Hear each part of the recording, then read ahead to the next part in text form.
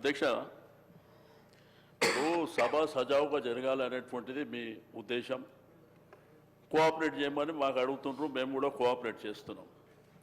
ఈరోజు short discussion పెట్టింది రైతు భరోసా విషయంలో. మంత్రి గారు స్పష్టంగా చెప్పారు.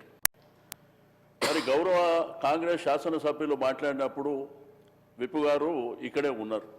అంటే వారు చెప్పింది ఖాళీ రైతు భరోసా మీద సూచన చేసిండ. రైతు భరోసా అన్నప్పుడు ఈ రాష్ట్రానికి సంబంధించినటువంటి గత ప్రభుత్వంలో చేసినటువంటి రైతు బంధు విషయంలో కానివ్వండి, మనకున్నటువంటి సమైక్య ఆంధ్రప్రదేశ్ రాష్ట్రంలో జరిగినటువంటి పరిణామాలు, ఆ తర్వాత 2014 నుంచి ఇప్పటి వరకు జరిగినటువంటి అంశాలు కూడా లింక్ అయి ఉంటాయి అధ్యక్ష.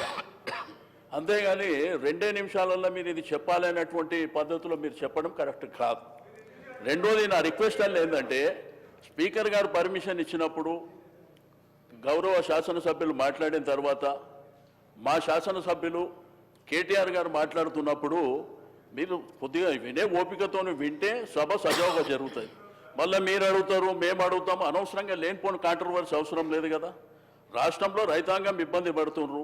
మా కోసం ఈ రైతు భరోసా ద్వారా మేలు జరుగుతుందన్నటువంటి ఆలోచనతోని మీరు ఇచ్చినటువంటి హామీని దృష్టిలో ఉంచుకొని వాళ్ళు వెయిట్ చేస్తున్నారు ఏం మాట్లాడతారని. మళ్ళీ అనవసరంగా మధ్యలో మీరు మాట్లాడి మేము మాట్లాడి లేనిపోని కాంట్రవర్సీ చేసుకొని సబ్జెక్టు పక్కదారి పడితే దయచేసి దీన్ని పరిగణలోకి మీరు తీసుకోవాలని చెప్పి నేను రిక్వెస్ట్ చేస్తున్నా అధ్యక్ష. కేటీఆర్ గారు. అధ్యక్ష, 75 ఏళ్ల స్వాతంత్ర భారత చరిత్రలో రైతుకు పెట్టుబడి వ్యవసాయానికి ఇచ్చిన మొట్టమొదటి ప్రభుత్వం తెలంగాణ ప్రభుత్వం, మొట్టమొదటి నాయకుడు కేసీఆర్. అయితే 72,000 కోట్ల రూపాయలు రైతుల ఖాతాల్లో నేరుగా జమ చేయడానికి ప్రేరణ అయింది. అసలు ఆ పథకం ఎందుకు తేవాల్సి వచ్చింది అది చెప్పకపోతే, ఆనాటి పరిస్థితులు ఆకలింపు చేసుకోకపోతే, బ్యాక్గ్రౌండ్ అర్థం కాకపోతే, పథకం ఎందుకు ప్రారంభించాల్సి వచ్చిందో దాని నేపథ్యం తెలియకపోతే మనం ఏం మాట్లాడతాం అధ్యక్ష? ఇంకోటి, నేను వారిని కోరుతా ఉన్నా అధ్యక్ష, నీతులు మాకే కాదు కదా చెప్పాలి. విప్ గారు, మీరు మీ సభ్యులకు కూడా చెప్పాలి. మేము వడ్లే కొనలేదట, మేము కొననేయలేదు, వ్యవసాయమే జరగలేదు, పద్ధతి కాదు. దయచేసి మీరు మీ సభ్యుల దిక్కు చూసుకొని వాళ్ళతో నేర్పించి ట్రైనింగ్ ఇచ్చిర్రు అధ్యక్ష 2 రోజులు. మరి వాళ్ళకి ట్రైనింగ్ చక్కగా ఇచ్చింటే బాగుండేది కదా అధ్యక్ష. అధ్యక్ష, మేము ఒకటే అంటున్నాం అధ్యక్ష, ఆ రోజు రైతు కళ్ళల్లో ధైర్యం లేదు. ఉమ్మడి ఆంధ్రప్రదేశ్లో, తెలంగాణ ప్రాంతంలో కళ్ళంలో ధాన్యం లేదు. చిన్న రైతు పెద్ద రైతు అన్న తేడా లేదు అధ్యక్ష. 30-40 ఎకరాలు ఉన్న రైతు కూడా తెలంగాణలో, నేను చెప్పేది వాస్తవం కాకపోతే రేవంత్ రెడ్డిని అడగండి. ఎందుకంటే ఆయన మహబూబ్ నగర్ జిల్లా వలసల జిల్లాగా పేరుపడ్డ జిల్లా. ప్రతి సంవత్సరం 14 లక్షల మంది వలసపోయే జిల్లా. అధ్యక్ష, కేటీఆర్ గారు సభానాయకుడు రేవంత్ రెడ్డి అని ఏకవచనంతో మాట్లాడకండి అధ్యక్ష. సభానాయకుడు గౌరవం అనేది గౌరవం ఇవ్వండి. రైట్, గౌరవం అనేది అధ్యక్ష, గౌరవం అనేది ఇచ్చి పుచ్చుకోవాలి అధ్యక్ష. ఇస్తాం, మేము కూడా ఇస్తాం. ఇవ్వకపోతే కేసీఆర్ గారిని ఇష్టం వచ్చినట్టు మాట్లాడితే మేము కూడా అట్లే మాట్లాడాల్సి వస్తుంది అధ్యక్ష. దానికి మేమేం చేయలేం అధ్యక్ష. 20-30 నేనేం తిట్టలేదు కదా అధ్యక్ష. నేనేమన్నా అధ్యక్ష, పేరు పెట్టి పిలిచిన గంతే కదా. అదే ఏకవచనంతో పిలవకండి మీరు చాలా అధ్యక్ష. ఓకే రైట్ అధ్యక్ష. మీకు చెప్పాల్సిన అధ్యక్ష, 20-30 ఎకరాలు ఉన్న రైతులు కూడా, పాలమూరు లాంటి జిల్లాలో 20-30-40 ఎకరాలున్న రైతులు కూడా హైదరాబాద్కి వచ్చి కూలీ చేసుకునే పరిస్థితి అధ్యక్ష. ఇది వాస్తవం. ఎందుకంటే నీళ్లు లేవు, కరెంటు లేదు.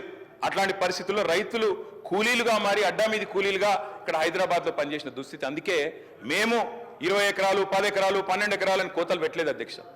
తెలంగాణ ప్రాంతంలో నీళ్లు లేక ఎన్ని ఎకరాలున్నా రైతు కూలీగా మారిపోయిన దయనీయమైన పరిస్థితి ఉండే కాబట్టే మేము ఆలోచన చేసినాం అధ్యక్ష.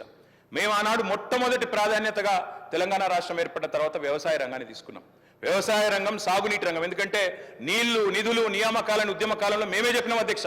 అందుకే నీటి విషయంలో ప్రతి నీటి బొట్టును వడిసి పట్టి గోదావరి కానీ కృష్ణ కానీ సాగునీటి అందించాలి. ఖచ్చితంగా రైతుల బీళ్లకు ఖచ్చితంగా నీళ్ళు ఇవ్వాలని ఒక ఎజెండాతో పనిచేసినాం. ఆ పునర్నిర్మాణ కార్యక్రమం తీసుకున్నాం అధ్యక్ష. అందులో భాగంగానే అధ్యక్ష, రైతు చల్లగా ఉంటే పల్లె చల్లగా ఉంటుంది అధ్యక్ష. పల్లె కూడా అందరూ బాగుంటారు. ఎందుకంటే గ్రామీణ ఆర్థిక వ్యవస్థకు రైతు కేంద్ర బిందువు. ఆ రైతు బాగుంటే రైతు చుట్టూ అల్లుకున్న అన్ని కుల వృత్తులు బాగుంటాయి అధ్యక్ష. ఆ ఉద్దేశంతోనే వ్యవసాయాన్ని స్థిరీకరించాలనుకున్నాం. మేము రైతు బంధు పెట్టింది ఊరికైనా పెట్టలేదు అధ్యక్ష. మా ఉద్దేశం వ్యవసాయ స్థిరీకరణ, వ్యవసాయ స్టెబిలైజేషన్, అగ్రికల్చర్ స్టెబిలైజేషన్. ఆ కార్యక్రమంలోనే కొన్ని విప్లవాత్మకమైన కార్యక్రమాలు తీసుకున్నాం అధ్యక్ష. అందులో ముఖ్యమైనది అధ్యక్ష, 24 గంటల నిరంతర విద్యుత్.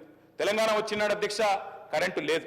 తర్వాత మీరు చూసినట్టయితే ఆనాడు దాదాపు పొద్దున 3 గంటలు రాత్రి 4 గంటల అధ్యక్ష కరెంట్ దొంగ రాత్రి అర్ధరాత్రి వచ్చే కరెంటు కోసం కావలగాసి దుస్థితి దాన్ని మార్చాలనుకున్నాం సమూలంగా 24 గంటల నాణ్యమైన ఉచిత విద్యుత్ రైతులకు అందించిన ఒకే ఒక్క నాయకుడు భారతదేశంలో కేసీఆర్ గారు అధ్యక్ష ఆ కార్యక్రమం చేసినాం అదేవిధంగా